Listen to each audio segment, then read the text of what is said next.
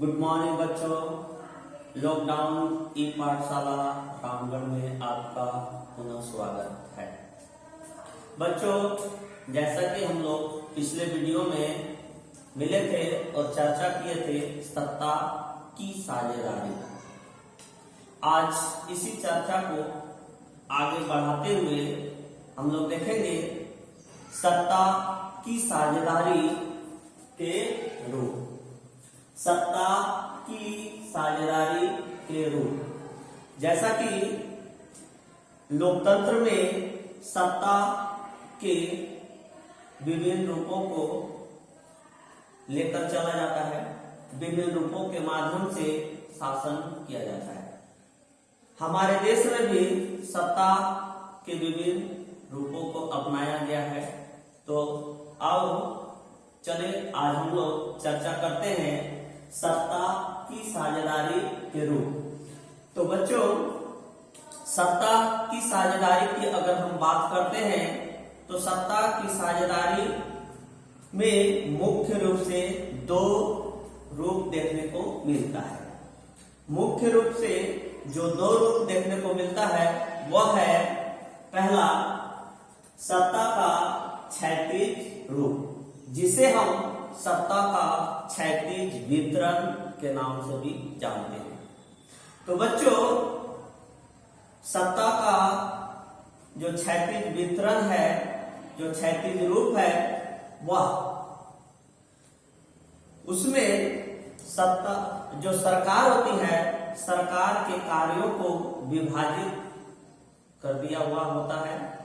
सत्ता का जो विभाजन होता है वो मुख्य रूप से विधायिका, कार्यपालिका और न्यायपालिका के अंतर्गत होता है। विधायिका, कार्यपालिका और न्यायपालिका, नाम से ही स्पष्ट हो रहा है। विधायिका यानी विधि यानी कानून बनाने का जिम्मा जिसके पास होती है। कार्यपालिका यानी जब विधि बन जाता है, जब कानून बन जाता है, उसे पूरे देश में लागू करने की बारी आती है, तो यह जो करने का जिम्मा होता है वो होता है कार्यपालिका पर। अगर देश के अंदर विधायिका, कार्यपालिका या यूं कहे केंद्र सरकार, राज्य सरकार के बीच कभी विवाद उत्पन्न हो जाता है तो इसे निपटाने का जो कार्य करता है वो करता है न्यायपालिका।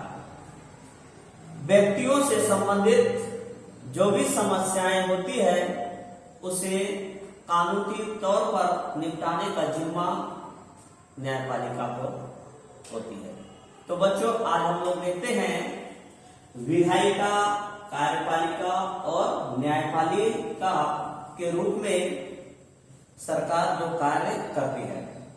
विधायिका देश के अंदर विधि बनाने का कार्य करती है, कानून बनाने का कार्य करती है। जब कानून बन जाता है तो उसे लागू करने का जिम्मा कार्यपालिका पर आ जाती है। विधायिका विधि बनाने के लिए स्वतंत्र है और कार्यपालिका उस विधि को लागू करने के लिए स्वतंत्र है। कार्यपालिका वास्तविक रूप में देश के अंदर कार्यों को संपादित करती है।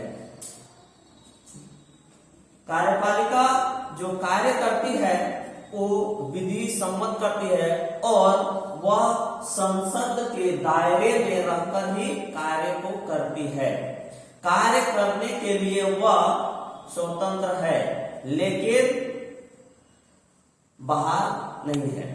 वह अपने सीमा, अपने मर्यादा के अंदर रहकर ही कार्य को संपादित करती है। विधि से संबंधित कार्य को कार्यपालिका करती है, वो संसद के दायरे में रहकर कार्य करती है। न्यायपालिका की नियुक्ति कार्यपालिका ही करती है, लेकिन न्यायपालिका जो है वह कार्यपालिका के अधीन रहकर कार्य नहीं करती है। न्यायपालिका कार्य करने के लिए स्वतंत्र है। इस तरह से हम देखते हैं कि सत्ता के इस रूप में तीनों अपने अपने कार्य को करने के लिए स्वतंत्र हैं, लेकिन तीनों एक दूसरे पर नियंत्रण स्थापित करके भी रखते हैं। तीनों एक दूसरे के कार्यों में निगरानी रखते हैं और अपने सीमा से बाहर कार्य करने पर उस पर रोक लगाते हैं। इसी के वजह से सत्ता के क्षैतिज रूप को हम नियंत्रण और संतुलन की व्यवस्था के नाम से भी जानते हैं। नियंत्रण और संतुलन की व्यवस्था के नाम से इसीलिए जानते हैं कि ये एक दूसरे पर नियंत्रण रखते हैं, एक दूसरे के कार्यों पर निगरानी रखते हैं और किसी भी अंग को अपने कार्य के अपने सीमा के दायरे से बाहर कार्य करने पर रोक लगाती है। तो बच्चों, हम लोग देखें कि सत्ता का क्षैतिज वितरण जो कि हमारे देश में लागू है और अन्य लोकतंत्रीय देशों में भी अपनाया गया है। ज्यादातर अन्य लोकतंत्रीय देशों में भी अपनाया गया है। तो यह जो है सत्ता का रूप बहुत चर्चित है और देश के हित में, देश के लिए बहुत ही लाभकारी है। अब हम लोग देखते हैं सत्ता का वितरण का जो दूसरा रूप है वो है ऊर्ध्वाधर रूप। ऊर्ध्वाधर रूप नाम से ही स्पष्ट है, ऊपर से नीचे मतलब आधार की ओर। ऊपर शीर्ष एक जगह केंद्रित होता है और नीचे आते आते वो आधार के रूप में फैला होता है। तो बच्चों, हमारे देश में जो शासन व्यवस्था अपनाई गई है वह सत्ता का ऊर्ध्वाधर रूप भी है। ऊर्ध्वाधर रूप में जो सत्ता बटी होती है वो है केंद्र सरकार, जिसे हम संघ सरकार के नाम से भी जानते हैं। उससे नीचे जब आते हैं तो मिलता है राज्य सरकार, या उसे हम दूसरे शब्दों में प्रांतीय सरकार भी कहते हैं के नाम से मिलता है। उसके नीचे जब हम आते हैं तो स्थानीय सरकार, जिसे हम दूसरे नाम से पंचायती राज व्यवस्था भी कहते हैं के नाम से भी जानते हैं, का रूप मिलता है। हमारे देश में जो सत्ता का विभाजन है, जो शासन का विभाजन है, वो केंद्र सरकार, राज्य सरकार और स्थानीय सरकार के रूप में है। जब संविधान लागू हुआ उस समय मुख्य रूप से हमारे देश में केंद्र सरकार और राज्य सरकार की व्यवस्था की गई थी। देश बड़ा होने के कारण दिन प्रतिदिन समस्याएं बढ़ने के वजह से देश को और भी सत्ता को विस्तृत करने का एहसास होने लगा। जब देश के सामने अनेक तरह की समस्याएं होने लगी, देश के कार्यों में जब बढ़ोतरी होने लगी, तो हमारे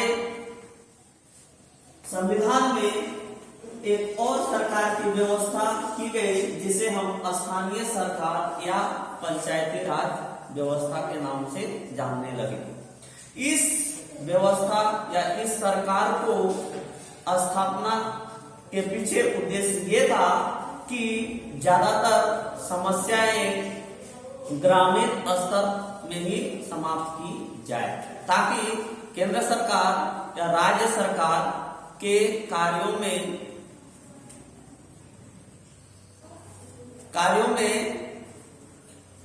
समस्याओं को निपटाने में कमी हो। स्थानीय सरकार आज हमारे देश के लिए शासन के लिए बहुत अच्छा सिद्ध हुआ है। हमारे देश के कार्यों को प्रगति मिला है। हमारे देश कि ज्यादातर समस्याएं आज ग्रामीण स्तर, पंचायत स्तर, प्रखंड स्तर या नगर निगम, नगर पालिका के दायरे में रहकर ही समाप्त की जाने लगी है। आज इस व्यवस्था के वजह से बहुत सी समस्याएं लोग आपस में ही मिलकर सुलझा पा रहे हैं। तो बच्चों, आज हमारे देश में सत्ता का ऊर्ध्वाधर रूप, जिसमें केंद्र सरकार, राज्य सरकार, स्थानीय सरकार की व्यवस्था की गई है, को भी अपनाया गया है। तो हमारे देश में जो संघात्मक व्यवस्था अपनाई गई है, इसमें हम लोग केंद्र सरकार, राज्य सरकार और स्थानीय सरकार की बारे में विशेष जानकारी भी हासिल करेंगे। आपका परीक्षा में इसी से संबंधित प्रश्न पूछता है, सत्ता का क्षैतिज वितरण से क्या समझते हैं, या सत्ता के ऊर्ध्वाधर वितरण से क्या समझते हैं। तो सत्ता का क्षैतिज वितरण से तात्पर्य है जब सरकार को विधायिका, कार्यपालिका और न्यायपालिका के रूप में वितरित कर शासन व्यवस्था को अमलीजामा पहनाया जाता है, शासन किया जाता है, तो इसे हम सत्ता का क्षैतिज वितरण कहते हैं। जब देश के अंदर केंद्र सरकार, राज्य सरकार और स्थानीय सरकार की व्यवस्था कर शासन की जाती है, कार्यों का संपादन किया जाता है, तो इसे हम सत्ता का ऊर्ध्वाधर वितरण कहते हैं। तो बच्चों, इस तरह से आज हम लोग सत्ता का क्षैतिज रूप और सत्ता का ऊर्ध्वाधर रूप के बारे में जाने। इसी से संबंधित हम लोग 2-4 प्रश्न उत्तर कर लेते हैं। सरकार का वह कौन सा अंग है जो विधि बनाने का कार्य करती है? तो बच्चों, इसका उत्तर है विधायिका। जब विधि बन जाता है, कानून बन जाता है, तो उसे कार्य रूप देने का कार्य सरकार का कौन सा अंग करती है? कार्य रूप देने का कार्य सरकार का जो अंग है, कार्यपालिका, वो करती है। न्यायपालिका क्या कार्य करती है? देश के अंदर विवादों का निपटारा न्यायपालिका करती है। अब बताइए, केंद्र सरकार का मुखिया कौन होता है? केंद्र सरकार का मुखिया प्रधानमंत्री होता है। राज्य सरकार का मुखिया कौन होता है? राज्य सरकार का मुखिया मुख्यमंत्री होता है।